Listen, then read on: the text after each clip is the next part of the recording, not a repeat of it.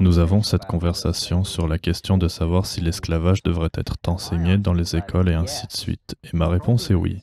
Le problème est que nous n'enseignons pas l'esclavage dans les écoles. Ce que nous enseignons, c'est la traite transatlantique des esclaves, et cette façon de voir le monde est tout à fait stupide à mes yeux. C'est un peu comme évaluer si un sprinter est rapide ou lent sans le comparer à quelqu'un d'autre. Vous ne pouvez pas le faire. Vous devez comprendre ce qui se passe partout ailleurs en même temps. Je parle de l'histoire de ma propre famille qui a été esclave en Russie.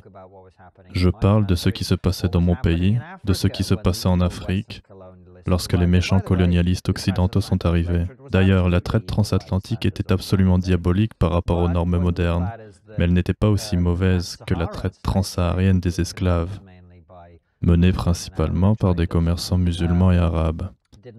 Elle n'a pas duré aussi longtemps, n'a pas fait autant de victimes, n'a pas eu un taux de mortalité aussi élevé, et l'esclavage a continué à être pratiqué dans le monde entier, bien plus tard, et n'a pris fin que grâce aux puissances coloniales occidentales qui ont déployé beaucoup d'efforts et d'argent pour y mettre fin.